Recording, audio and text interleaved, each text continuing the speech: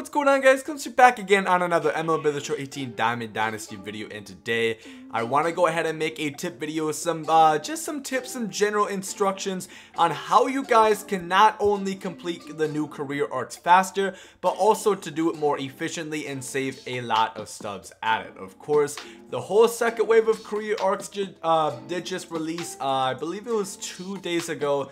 Of course, you know, we got Riley Fingers, Zach Greinke, Barry Larkin, Frank Thomas, Roberto Alomar. We got a bunch of new ones, and of course that also means all the Immortals except for Stan Musial, of course, are now unlockable. So let's get right into my tips that I want to go ahead and bring to you guys. First of all, if you have not finished some of these yet, obviously you will need to.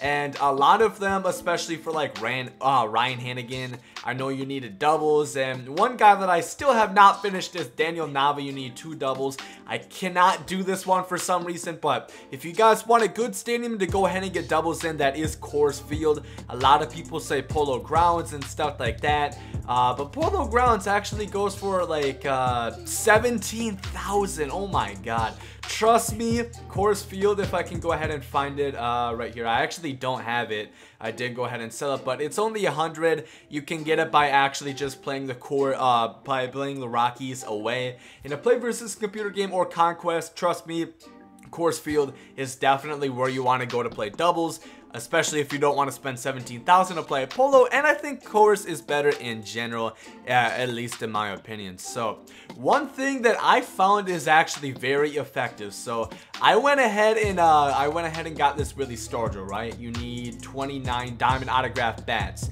And it's the same thing kind of for this with Ryan Sandberg, where this card's alright. He's not the greatest, but he's an alright second baseman. But if you guys have already done that, or you are interested in him, his price did not go up too much.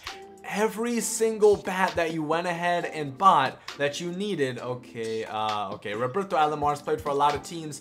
You can put them in these. Like, I have all 29 of my bats left, and I can put them straight into career arcs. So this counts for, you know, 2/3 of the souvenir exchange that I'm gonna need. So one, if you guys already have these, and there's a lot of pages, you guys might not have seen them, make sure to use these. You cannot sell them anyway, so might as well use them here. And I do believe that they really did not go too much up in price since the new career arcs came in. Actually, Immortals aren't as expensive as not Immortals. Career arcs are not as expensive as we thought they were going to be. Now, the Reds and the Rangers are really the only 2 expensive ones. Otherwise, okay, also the Phillies for Carlos Santana is also pretty expensive. But otherwise, a lot of them went down in price. I bought most of these for at least 3,000. You guys can get them for a lot cheaper, so it's going to be about the same price. I encourage you to go ahead and do this if you do have the stubs. The Willie Stargell is a great card. And then once you have all of these non-sellable autograph bats, go ahead and put them into your career arcs.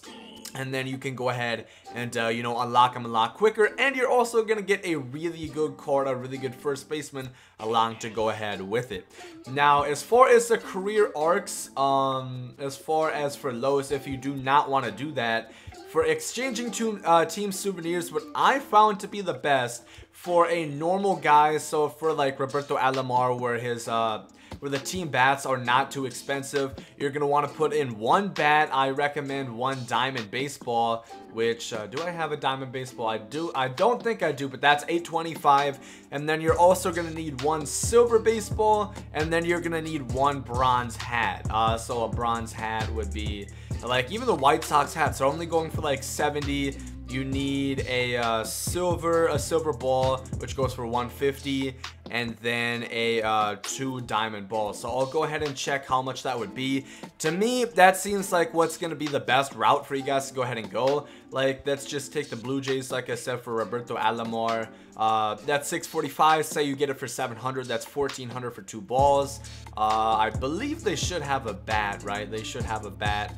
Okay, 2,650, so that's about 2,700. So that would be somewhere along the lines of 3,400, and we're not looking too bad right now. A silver baseball, that's 150, and it's all gonna end up to be less than 4,000 stubs, so it is really cheap. And if you guys don't want to do the Willie Sturgill, I recommend that you do that. That is the best formula that you can possibly get to go ahead and get one of the career arcs done. So now going on to the stat missions that each one entails, and there's a lot of them. We're not going to look at Everbell because he has an insane amount of stats that you need. But let's look at Frank Thomas. You need 80 hits, 40 extra base hits, 30 home runs, 30 runs, and 60 RBIs, so silver, bronze, or common first baseman. And you also need 350 hits, 160 extra base hits, 90 home runs, 120 runs, and 200 RBIs. So what I recommend that you do with this, so if you want to just grind for Frank Thomas specifically, you don't want to grind all of them at once, you want to get just him done, I recommend that you mix your lineup with like half silver, bronze, and common first baseman, and then half diamond and gold. Now, there is ways to go ahead and put first baseman all across your team. You just have to find secondary positions like Rod Carew, he can play second base. Willie Sturgill, we can put him at first. Freddie Freeman can play third. Jackie Robinson could also play third if you want to do that. Steve Pearce can play the outfield. And I think there's got to be somebody who can play catcher. If not, you're going to have to go with 8. But I'm pretty sure there should be a first base NC. Sean Rodriguez, he can play literally everywhere on the field. So you guys get the drift. Just fill your entire lineup with whatever guy you want to go with. And I personally recommend mixing the two, diamond and gold and silver, bronze and common, just because you make progress on both of them. So this is not much stats that you have to do. You'll get this done and then you'll already have progress done in that one. In my opinion, it just seems less taxing. So that's what I would go ahead and recommend you to do. So of course, if you guys do want to grind multiple career arcs at once, say you want to go ahead and get Johnny Bench, Frank Thomas, and like Roberto Alomar all at once, then you want to go ahead and mix. Then you would want to mix like your lineup with second baseman, with catchers, with first baseman.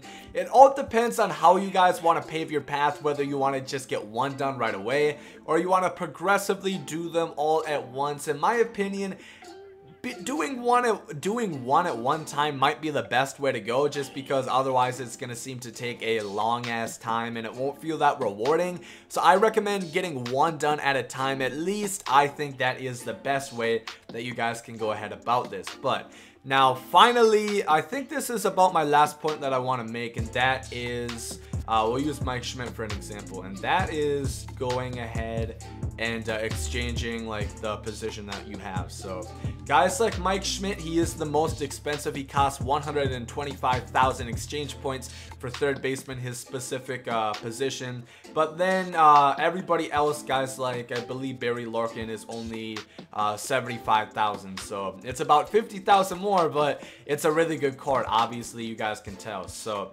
the best way that I found that you can pretty much exchange this is, for hitters at least, is probably getting like low golds. Of course, third basemen are really expensive right now, and that's just because Mike Schmidt came out. But let's look at just Alex Bregman, for example. Alex Bregman, you can get him for about 3,300 right now, and he goes for 9,737 exchange points. Whether you go to a silver who's worth a 76 silver, let's say 2,404 exchange points, it is actually a bit more, it's a bit cheaper if you go with like the low golds, I did find. So let's just look at Martin Prado. He's going for 800. So let's say you bought him for 850. If you would need more than 4 to go the same price as Alex Bregman, which would actually be more. 850 times 4 is, it's about 3,500 stubs. It is close. It's not the biggest deal if you want to go silvers, but it is just a little bit cheaper. Actually, if you can get guys worth like 700 or like 675, because prices are going to fluctuate by the time that you guys are watching this video, keep in mind.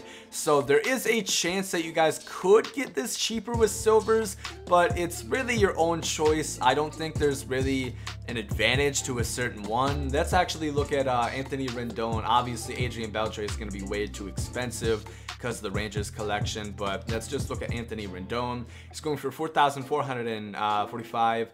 Yeah, I wouldn't recommend doing that, and obviously do not do diamonds of any sort. I recommend either go with high golds or low golds like Alex Bregman, or if you can find guys for like 700 or less stubs, I would recommend doing silvers. But if you cannot, then I would say getting the low golds might be your best option, especially for things like ranked seasons when those end. You're gonna get a lot of low golds, like an 80 to 84.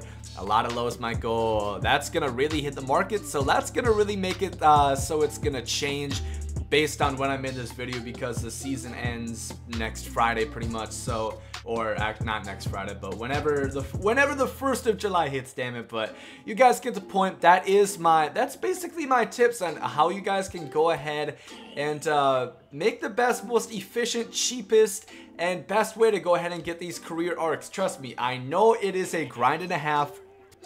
But I mean, a lot of people already have Immortals by now, which is crazy. Cal's been unlocked. Babe Ruth has not been unlocked yet, but somebody does have Albert Bell. I know Pujols is unlocked. Griffey Jr. was unlocked. Nolan Ryan, I'm seeing that for the first time. There's a lot of them. Chipper Jones, I know Mike Schmidt is unlocked. Or not Mike Schmidt, Chipper Jones is unlocked. But there is a lot of guys, a lot of Immortals that have been unlocked. Jackie just got unlocked today. I did not see that yet. Piazza, like I said. But those are my tips on how you guys can make this easier, a little less taxing, a little less cheaper, and do it more efficiently. If you guys did enjoy the video, make sure to leave a like down below. If you guys have your own tips, and let me know your progression so far on the career arcs. I know a lot of people are grinding them really, really heavy, and I hope you can do it, man. Trust me. Listen to music, put on a YouTube video, watch Netflix. Do not just focus on the game. You're going to bore yourself out of your mind. Trust me, get something to take your mind off of it while you're grinding. But hope you guys have a great rest of the day, and there you guys comes out. Yeet. Love is love and hate is hate. To die is an awesome adventure and I can hardly wait. Earth is a prison, I need a great escape.